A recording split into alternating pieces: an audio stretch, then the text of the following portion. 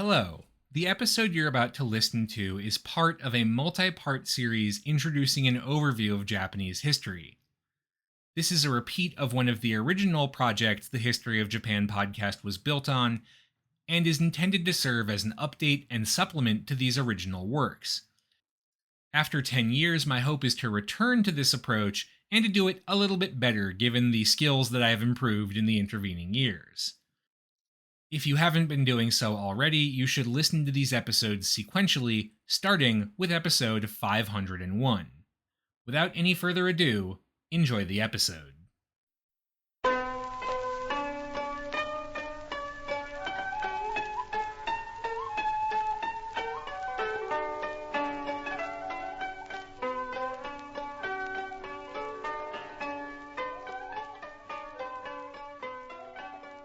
Hello and welcome to the History of Japan podcast, episode 535, The Road to Disaster.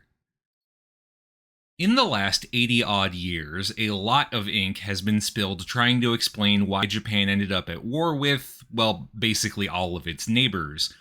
And frankly, it is a pretty compelling question. Even if you just isolate the Pacific War between Japan and the Western Allies, the Japanese were pretty obviously and evidently outgunned in every measurable respect. From GDP to the output of war-critical material like steel, oil, and rubber to pretty much anything else you can think of, the Allies had somewhere between an 8-1 to 10-1 advantage, and that's not even factoring in the 15-year quagmire of the war in China.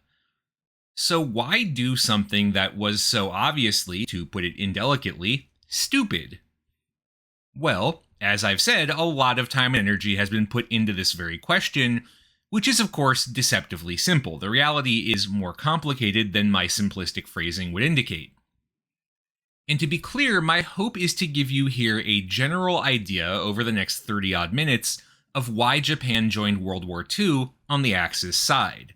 But there is no way I'm going to cover everything. This is mostly going to be about the descent towards war and not the war itself for reasons we'll get into. So, let's get to it.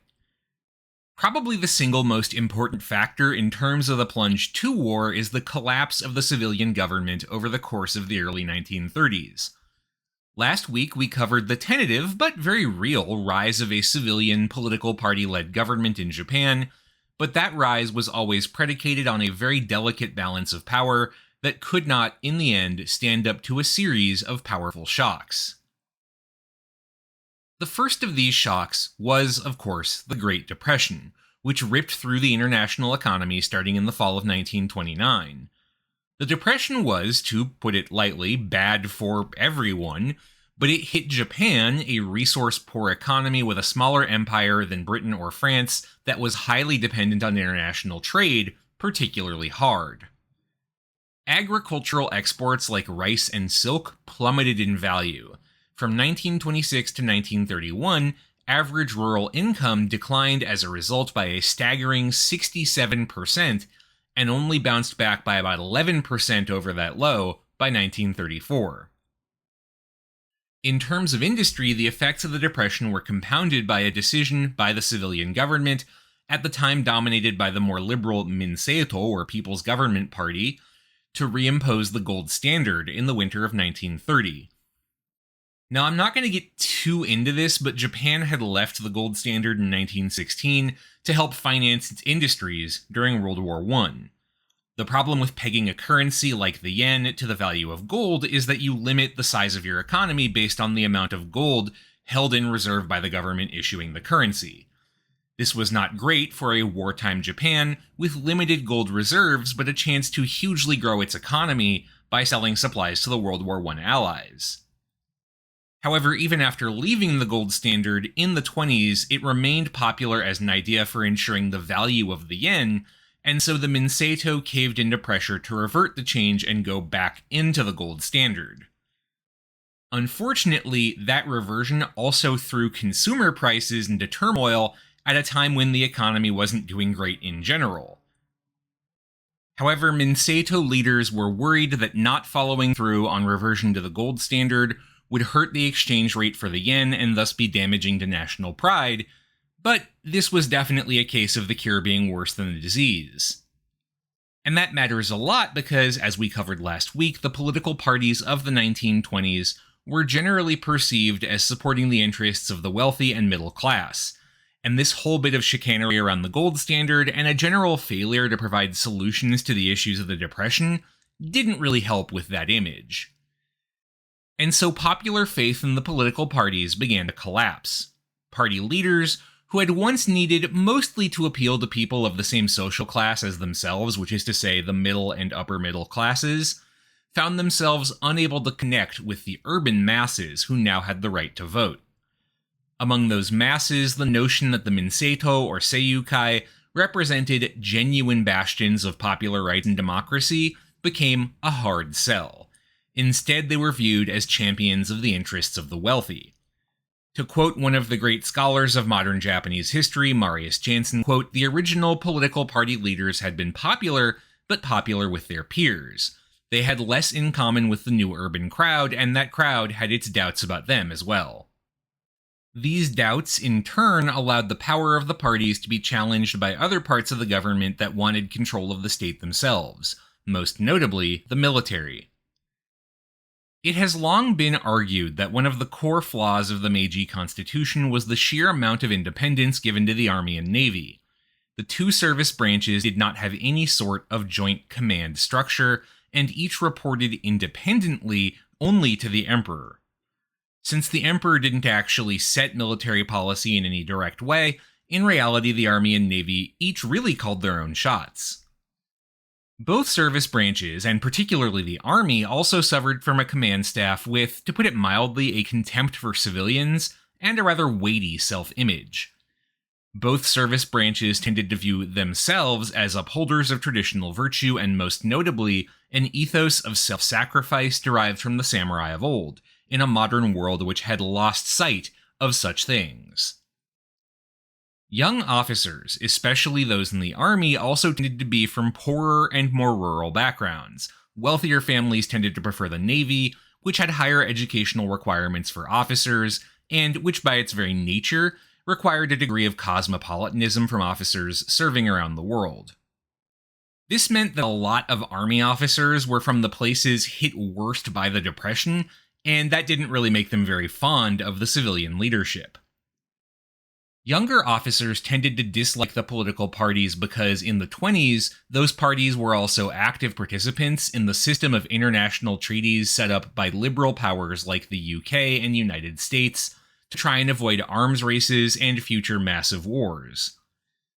For example, under the civilian leadership, Japan was a signatory to the various conferences limiting the size of global navies, and Japan's limits were a lot lower than those of the US and UK, infuriating conservative naval leaders. It also signed the Kellogg-Briand Pact of 1926, which attempted to outlaw wars of aggression on a global scale. All of these decisions were perceived by those officers as examples of political subservience to the interests of the British and Americans over those of Japan itself. And so younger officers began to push back against the government. The flashpoint came, in the end, in Manchuria. This is the region of China directly north of Korea where, after the Russo-Japanese War, Japan already had a foothold in the form of the Liaodong Peninsula right above Korea proper, as well as control of Russia's old railway rights in the region, held by a state-run corporation called the South Manchuria Railway Company. That company, called Mantetsu, Manchuria Rail for short, held enormous power in the region in the 20s by virtue of its substantial grants, control of hugely valuable railways plus the land for several miles on either side of the tracks, and because at this point, China was in a bit of a state. The government of the old emperors of the Qing dynasty had disintegrated back in 1911. Theoretically, China was now governed by a unified Republic of China, led by the general-turned-politician Chiang Kai-shek, but in reality Chiang's reach was always limited by virtue of his government's substantial dysfunction. Much of the country was in fact ruled by military warlords who pledged at best nominal allegiance to the Republic of China. Manchuria was one of these regions, held by the general Zhang Zuolin. Given the proximity of Korea and the substantial Japanese interest in the region, Zhang was naturally closely aligned with pro-Japanese interests early in his rule. However, by the late 20s, Zhang had started to aim bigger, pushing back against the Japanese while simultaneously attempting to march south, seize Beijing, and take control of the government. Neither of those efforts was particularly successful, and in 1928, a renegade staff officer of the Kwantung Army, the Japanese military garrison stationed in the Liaodong Peninsula, assassinated Zhang via a bomb planted in his railway car. The assassination of Zhang Zuolin was a massive scandal in Japan. No part of the army staff had signed off on it, and neither had the civilian government or the emperor. The prime minister at the time, a former army general named Tanaka Giichi, was forced to take responsibility and resign in disgrace. But there was no further investigation or punishment, largely because army leaders were worried about political embarrassment hurting their influence and funding at the home front. And that allowed radicalism in the mid-level officer corps in particular to continue unabated. Simply put, senior leaders in the military were unwilling to try and push back against the radicalism of their subordinates. This, I think, is a critical point in the conversation about military radicalism. It's definitely true that the senior-most levels of the military leadership were not the driving force behind this radicalism, but they were also unwilling to really put their feet down, largely because many of them agreed with the long-term goals of the radical officers, just not their methods. Had you polled the military leadership of the 20s and 30s, you'd find that many did agree with the idea that liberal politicians were selling Japan out to the UK and US, that the threat of the Soviet Union, a geopolitical foe that was now communist and therefore an ideological foe too, justified basically anything to defend the empire, and that a weak policy in China, in other words, not taking advantage of the chaos to push the Chinese harder, was allowing the country to fall into dangerous hands, which is to say Chinese nationalists who wanted to reassert sovereignty over their country. So it's not that surprising, I think, that just 3 years after the assassination of Zhang Zuolin, history would repeat itself. Officers of the Kwantung Army, led by Itagaki Seishiro, Doihara Kenji, and Ishiwara Kanji, began to plot for another bombing. This time they would target railway tracks held by the Japanese-owned South Manchuria Railway Company. The bombing would then be blamed on Chinese sabotage and used as an excuse to occupy Manchuria directly.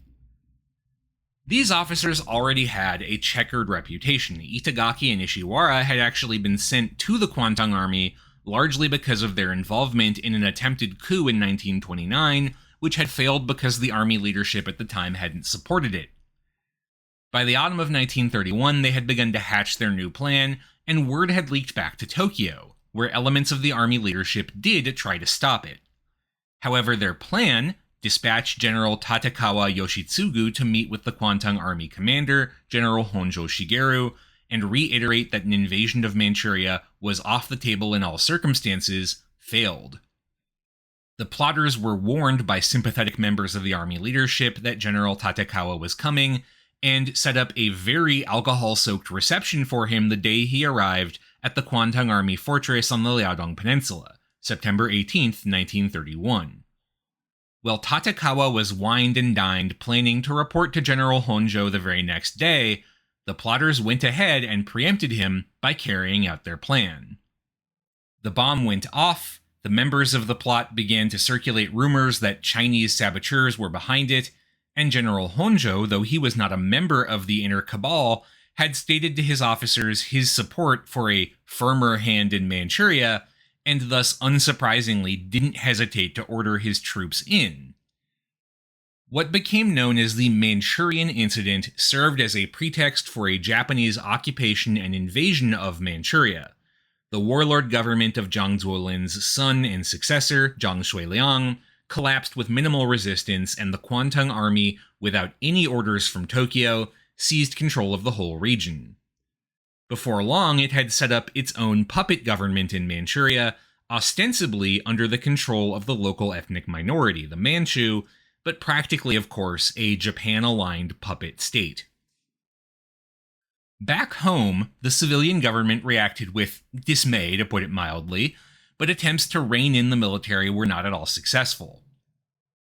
When the Minseito-aligned Prime Minister, Wakatsuki Reijiro, was unable to convince the army to pull back in Manchuria, he resigned in disgrace in December 1931. His successor, a former admiral named Inukai Tsuyoshi, made it all of 6 months before his attempts to bring the army under control saw radical Navy officers sympathetic to the cause storm his office and stab him to death. Inukai's assassination is usually treated as the end of the abortive pre-war democracy of Japan, because afterwards there weren't really any politicians willing to stand up for the military for fear of being killed. The imperial diet did continue to function, elections continued to be held, but practically speaking, Japan's democracy was over. And over the next few years, as a result, Japan's standing in the international order basically imploded. An investigation into the Manchurian incident by the League of Nations, the precursor of the modern UN and set up after World War I to provide a forum for mediating conflicts, resulted in a report that was frankly pretty soft in its finding that the invasion of Manchuria was not legitimate self-defense on the Japanese side. The response of the Japanese government was to leave the League of Nations. A militaristically inclined diplomat named Matsuoka Yosuke gave a final speech comparing Japan's treatment at the hands of the body to the literal crucifixion of Jesus before storming out of the meeting and announcing that Japan was no longer part of the League. Now, it's important to note that all of this was possible because of waning support for the civilian government, but also because what the militarists were doing was honestly pretty well received in Japan. These days, you often hear this period talked about as a dark valley where renegade members of the military disregarded the will of the people to set up a dictatorship aligned to their interests. The reality is more complicated. The governments of the 30s were certainly not expressions of the will of the people in Japan, but that didn't mean what they were doing was unpopular. More recent scholarship has shown that Japan's imperial expansion in Asia was in fact broadly popular. The military was able to convince people around the country to support and celebrate what was being done. The army put a lot of effort into public propaganda supporting its efforts in Manchuria, portraying the land as a vast open space the army had won to provide new wealth and new opportunities for settlement to the people of the empire, while at the same time, Manchuria itself was being liberated in the name of its Manchu natives. Manchuria did have plenty of wealth of natural resources and a lot of land, of course taken at gunpoint from the locals themselves, who didn't actually have much of a say in all of this. The region was also technically reorganized into an independent state, commonly called Manchukuo in English, which is an older romanization of the Chinese Manchukuo, or Manchukoku in Japanese, literally just Nation of the Manchu. It even had its own ostensible emperor, the former boy emperor of China's Qing dynasty, which had been ruled by the Manchu since the 1600s. But of course, that emperor was surrounded by Japanese advisors, who actually called all the shots. This was all an open secret, but the reality was that by pretty much all measurements, these policies were popular in Japan. The urban masses were won over by the promise that Manchuria represented economic opportunity, that it would raise their standard of living. Farmers were won over by the promise of new, cheap land in the region they could settle. What happened to the locals? Don't worry about it.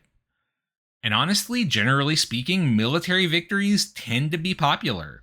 As long as the army kept winning, there was no particular reason for anyone to question its aggressive policies in the Asian mainland. As an aside, this is also probably the best place to deal with the question of Japanese fascism. The ideology of the military and its supporters in Japan is often described as fascist, so how accurate is that labeling? Well, here's the thing. I'm not really going to answer that here.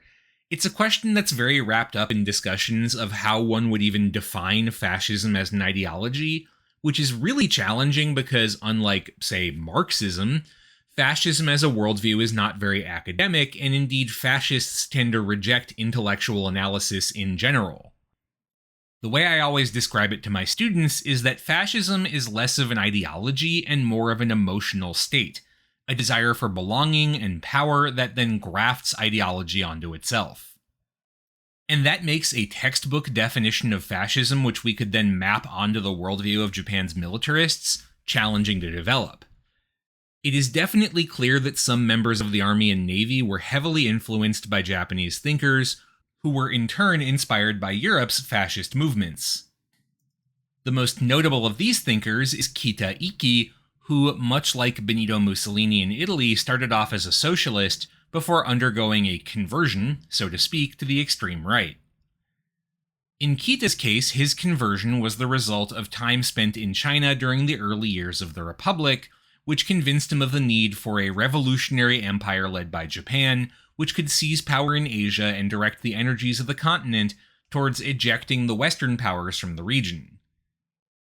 Those views did develop some credibility in the army and navy in particular, and they became part of the rhetorical justification for the seizure of Manchuria, but they also tended to be popular with the younger rungs of the officer corps, not with the leadership. Which brings us to one of the important differences between Japan and the other fascist states of the era, which is worth highlighting.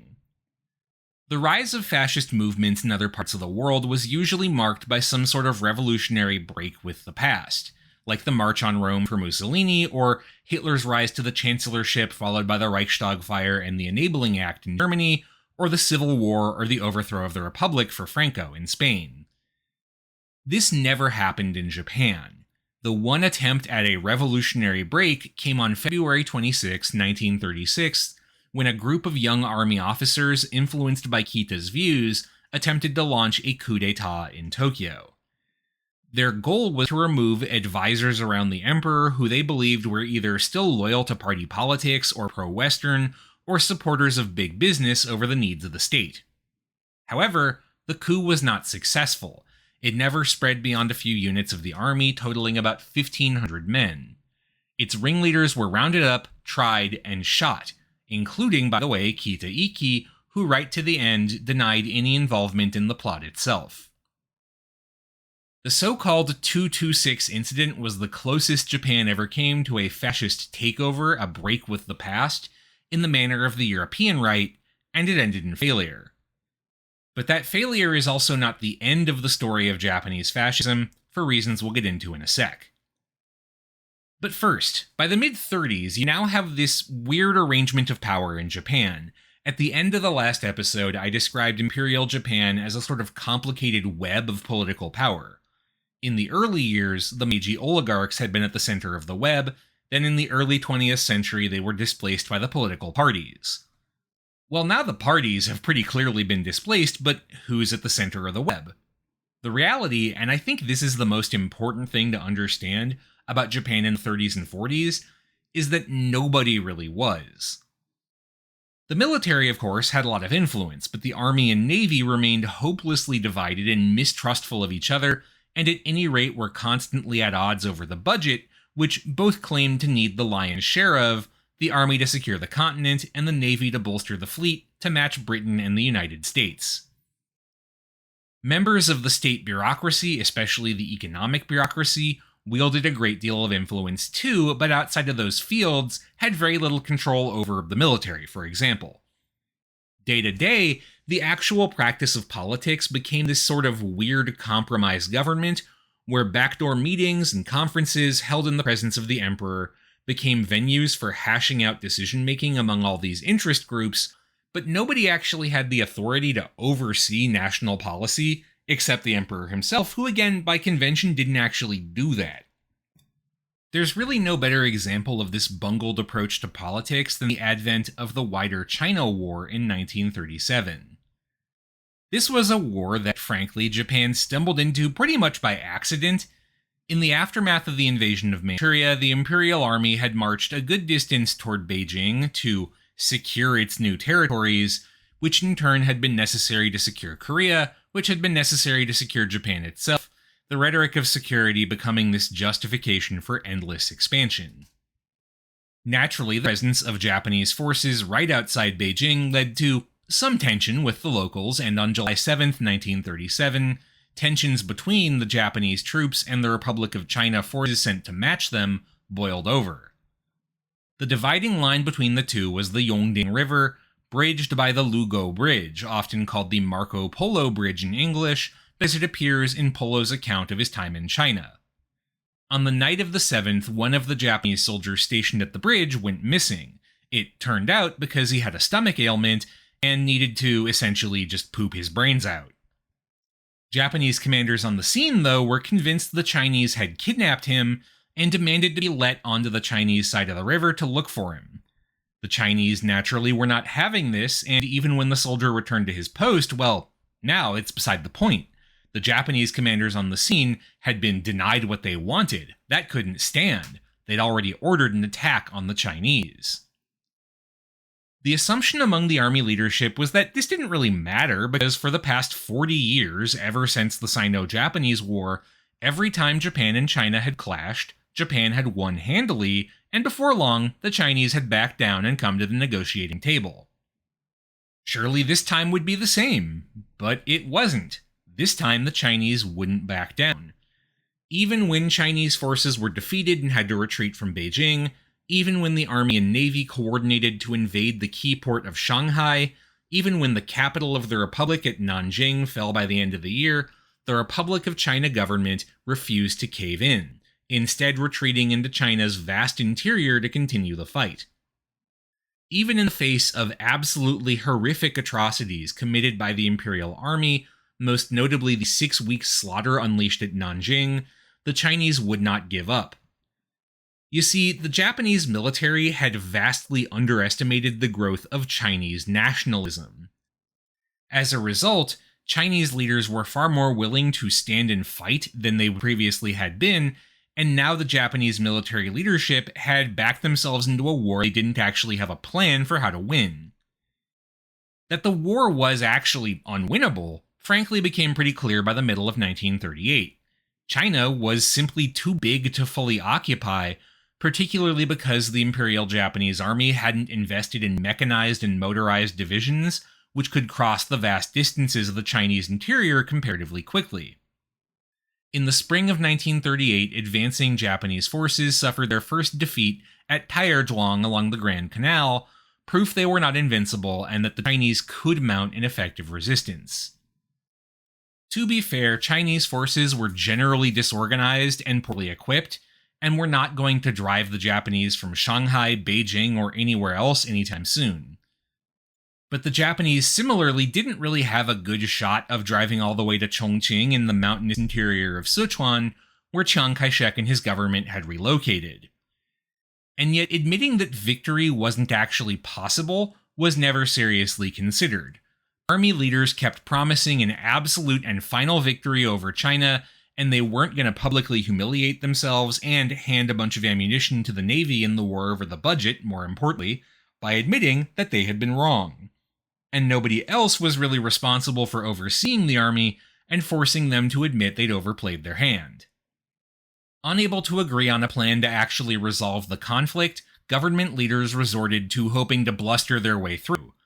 The prime minister at the time of the war, Konoe Fumimaro, figured that if he couldn't convince the army to back down, he could scare the Chinese to the negotiating table by announcing repeatedly that if they didn't come talk, Japan would set up its own client regime in China to make deals with instead.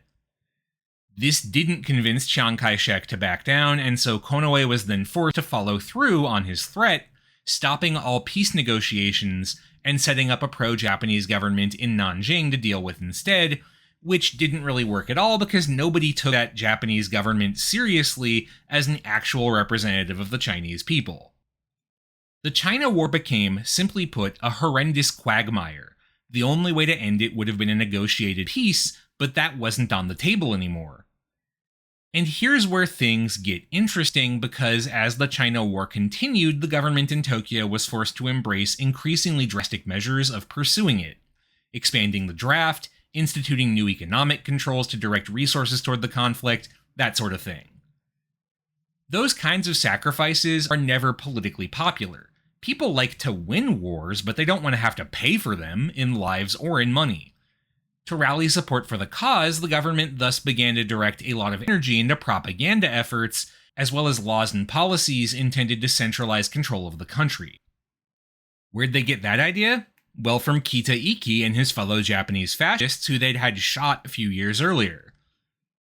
It's one of the fascinating ironies of this period that Kita-Iki and the 226 coup plotters were killed by government leadership that then turned around and incorporated most of their rhetoric and ideology into its own propaganda. If you look, for example, at Kokutai no Hongi, roughly the fundamental principles of our national polity, a government pamphlet published in 1937 right before the start of the China War, its language looks very similar to the language of Japan's fascists in terms of a notion that Japan had a mission to liberate Asia from Western imperialism. In 1940, Prime Minister Konoe Fumimaro announced new plans to centralize Japan's political and economic life to support the war effort, plans lifted from the model of one-party states like Nazi Germany. Thus, all political parties were to be dissolved into an imperial rule assistance organization, and the economic bureaucracy was to be given functional control of all industries larger than the household level, as well as all workers' unions. Historians call these initiatives fascism from above, an attempt by an existing political elite to impose fascist policies for their own benefit. But even those policies were not enough for the China War to start going Japan's way, and so by 1940 the leadership in Tokyo had to confront a new reality. The war was chewing through Japan's reserves of critical material like rubber and oil, and so they could either finally come around to negotiating some kind of end to hostilities, which would largely mean giving up what they'd acquired in China, or expand the war and try to collect resources necessary to keep fighting. No prizes for guessing which one they picked. In particular, by 1940, the Second World War was already raging in Europe, and France had collapsed in the face of a rapid German advance. This left French colonies in Indochina, today's Vietnam, Laos, and Cambodia, vulnerable. Similarly, what's now Indonesia was at the time a Dutch colony, the Dutch East Indies, and the Dutch Republic had also lost its homeland to the Nazis. And hey, all these places have the resources Japan needs for its war effort. What could possibly go wrong? What could go wrong, it turned out, was the United States. In 1940, Japan began landing its own occupation forces in parts of French Indochina and pressuring the government of the Dutch East Indies to sell Japan oil, and that got the attention of the administration of Franklin Delano Roosevelt. Now, FDR's administration was already not super fond of the current Japanese leadership because of the war in China, partially for humanitarian reasons, but also because the US had its own political and economic interests in China, which a massively destructive war was not helping. Japan's aggressive move into Indochina and the mounting pressure on the Dutch East Indies did not help the perception in Washington, D.C. that Japan's government was run by irresponsible militarists, which, to be fair, it kinda was. Neither did the possibly single dumbest move in the history of diplomacy, masterminded by Foreign Minister Matsuoka Yosuke, the same guy who made the speech at the League of Nations comparing Japan to Jesus on the cross after the Manchurian incident. Matsuoka had lived in the US as a young man, and as an alum of the University of Washington, I do feel compelled to point out that he had been educated at the University of Oregon. As a result, he believed he understood American culture. Famously, he once advised his fellow Japanese diplomats that the way to get Americans to respect you was not to be polite to them. They would never respect a coward like that, but to punch them in the face. And so Matsuoka conceived of the idea of an alliance of convenience with the other powers interested in changing the global status quo, most notably Mussolini's Italy and Hitler's Germany. This, he believed, would be the punch in the face that would convince America, Britain, and the other Western powers to let Japan have a free hand in Asia. This was such a profoundly dumb idea that it is genuinely hard to express. Already by 1940, the feeling in Washington, D.C. in particular was that the Nazis were a massive threat to global prosperity. The US hadn't officially entered World War II, but it had already thrown its tacit support behind the Allies.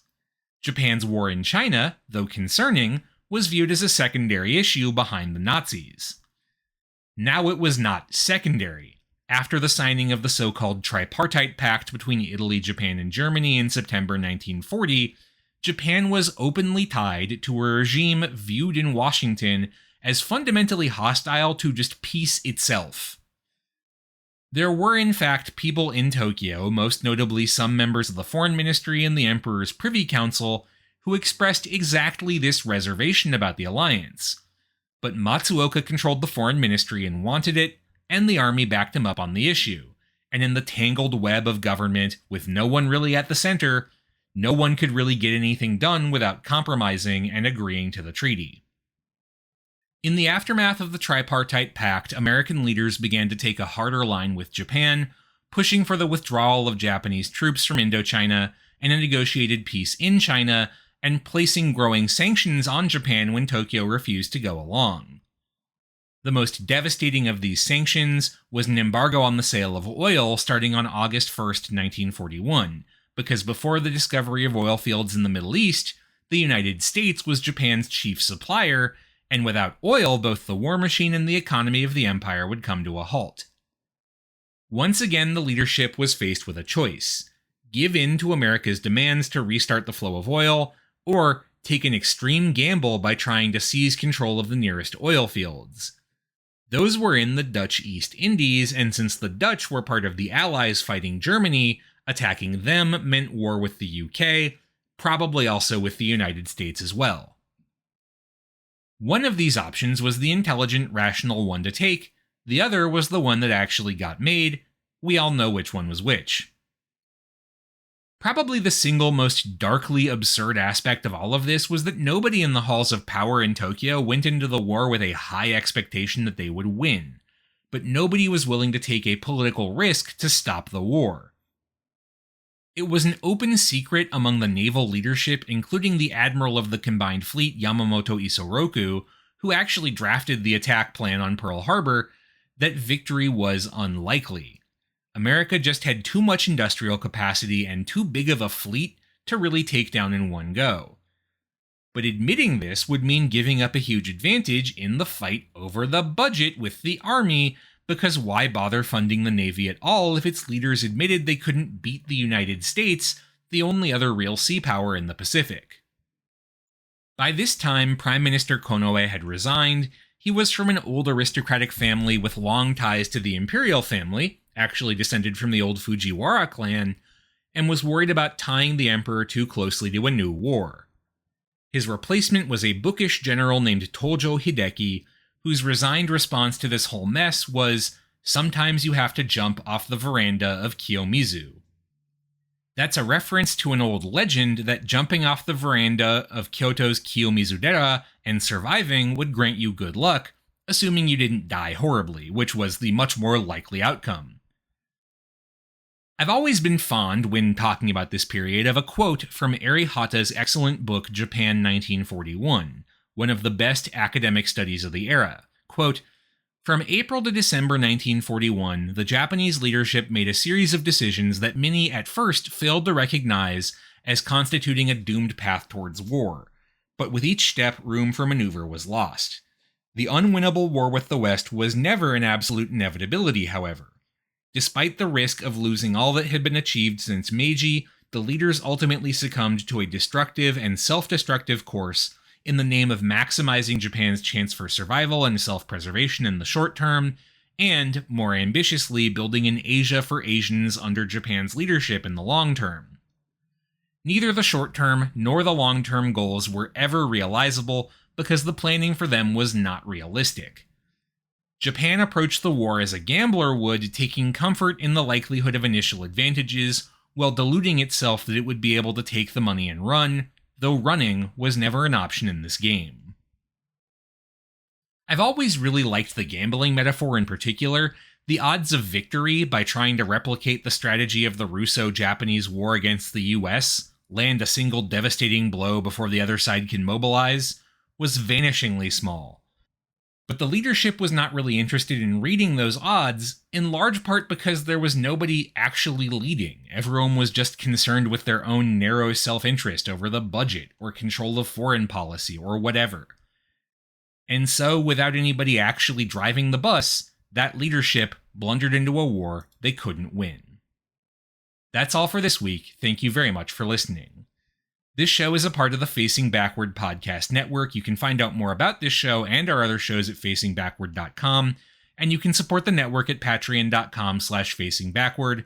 Special thanks to those who have given at our shoutout tier: Jan Leonard, Stephen Elkins, Martin Oliveira, Clark Canning, Ian Kellett, Matt Haynes, Jackie Frostocker, Monkey Sack, Alayla McCulloch, Karen Murphy, Peter Wales, Robert Prine, William Arno, Jonas Brandis, Nicholas Kroll, Jerry Spinrad, Jared Stevens, Jeffrey Dwork, Stefan Hrushka, Joshua Kane, Robbie and Kat, Jacob Key, Aaron Finkbeiner, and Anonymous Anna's Hummingbird, Mark Sai, Gil, Leslie Ikuta, Trash Taste Enjoyer, John, Christopher, Harrison Reese, Inoue Enryo's Ghostbusters, NihongoKaizen.com, Shimao Toshio's History of Japanese podcast, Jennifer Pianzio, James, A House is a Perfectly Cromulent Mascot, The Fish I Catch Are Rhodes Scholars Compared to Samuel Alito, Schmuck, and Everything Changed When the Fire Nation Attacked.